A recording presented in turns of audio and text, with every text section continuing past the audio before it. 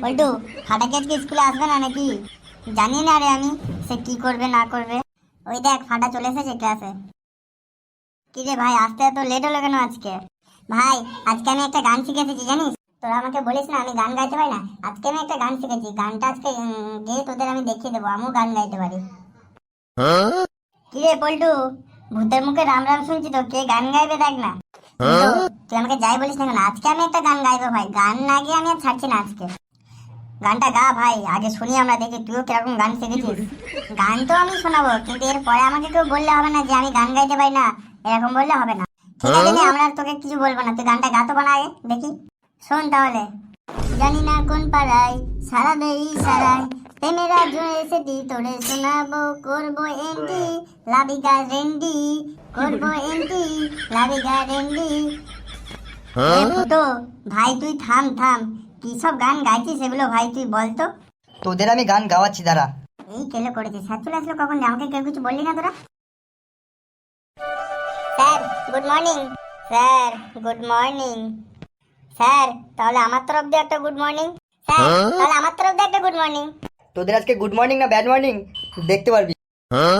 কি রে তোরা বসে পড়লি কেন? আমি তোদেরকে একবার বসতে বলেছি? স্যার তাহলে আমরা সবাই আবার দাঁড়িয়ে পড়বো? না না, আর দাঁড়াতে হবে না, বসে যখন পড়ছিস তাহলে বসেই থাক।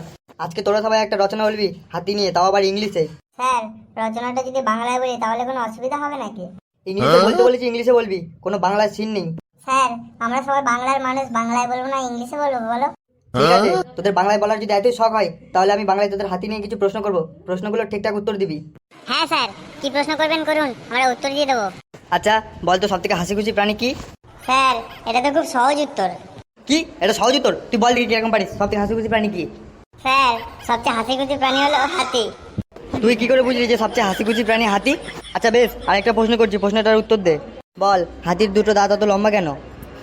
স্যার যাতে সে চায়ের কাপে চিনি মিশিয়ে খেতে পারে, তাই সে দুটো দাঁত এত বড় করেছে।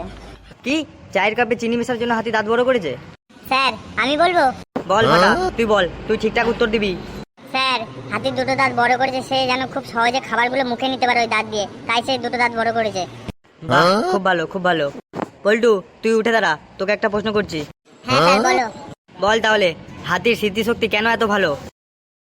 স্যার কারণ হাতির মাথা অনেক বড়, তাই তার স্মৃতিশক্তি এত ভালো। হাতির মাথা বড় বলে হাতির স্মৃতিশক্তিও ভালো, তাই বলতে চাচ্ছিস তুই? স্যার আমার তো মনে হয় ওইটাই হবে, কারণ ওর মাথাটা অনেক বড়, তার স্মৃতিশক্তি অনেক ভালো। স্যার আমার মাথাও যদি হাতির মতন হতো তাহলে আমার মাথাটাও খুব ভালো হতো। তোকে আর কোনো বকবক করতে বলিনি, তুই চুপচাপ বস, তোর দ্বারা কিচ্ছু হবে না। আচ্ছা বল তো হাতি আর মানুষের মধ্যে পার্থক্য কি? স্যার আমি বলবো? হ্যাঁ ভূতো তুই বল। স্যার হাতি আর মানুষের মধ্যে পার্থক্য হলো মানুষ বিরিয়ানি খায় আর হাতি কলা খায়, এটাই হলো পার্থক্য, আর কোনো পার্থক্য নেই। আর কি কি? স্যার আমি বলবো? বল বল ফাটা তুই বল।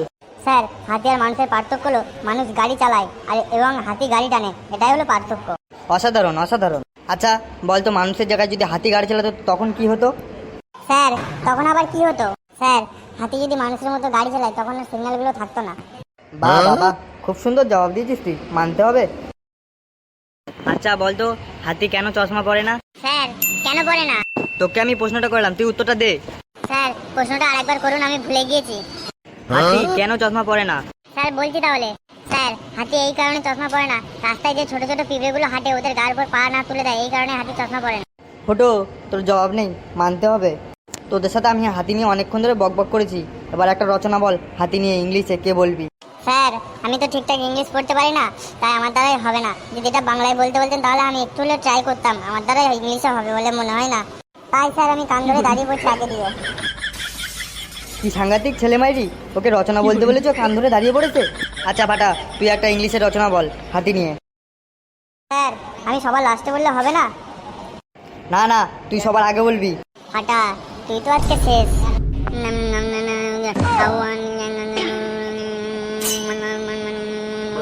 হাতি হাতি অনেক ছোট মনে হয় আমার। স্যার হাতির ভেরি পাওয়ারফুল ইন্টারনেট মানে। এ ফাটা তুই কি বললি? তোর কথা তো আমি কিছু বুঝতে পারলাম না। স্যার বুঝতে না পারলে আরেকবার বলবো? তুই বস বস, তোকে আর কিছু বলতে হবে না। ও তো তুই একটা ইংলিশে হাতি নিয়ে রচনা বল। স্যার আমি বলবো হাতি নিয়ে রচনা? হ্যাঁ হ্যাঁ তুই বল। Sir elephant is a big প্রাণী in the two eye. Sir elephant is a very powerful animal and two বড় বড় কান ইট এলিফ্যান্ট ইজ জিদার জাইং তুন ধপং ধপং ধপং ধপং ধপং ধপং করে হাঁটিং এলিফ্যান্ট ইজ ডিনারিং কলা। এ তুই থামিস না একদম, তুই বলতে থাক, আমি একটু বাইরে দিয়ে ঘুরে আসি। কেন স্যার আর বলবো না? তুই বলতে থাক, আমি বাইরে দিয়ে একটু ঘুরে আসি। বলটু স্যার চলে যাচ্ছে কেন ওরকম? তুই যা রচনা বলেছিস ভাই, মনে হয় স্যারের কান দিয়ে রক্ত বেরিয়ে গিয়েছে। কি বলিস? হ্যাঁ, তুই আর বেশি বকবক করিস না, চুপচাপ বস এবার। বন্ধুরা, ভিডিওটি যদি ভালো লেগে থাকে তাহলে একটা লাইক কমেন্ট শেয়ার অবশ্যই করবেন। বন্ধুরা, চ্যানেলটিকে যদি সাবস্ক্রাইব না করো তাহলে সাবস্ক্রাইব করে দিয়ে আমাদের পাশে থাকবেন। ভালো থাকবেন, সুস্থ থাকবেন এবং নিজের খেয়াল রাখবেন। ধন্যবাদ।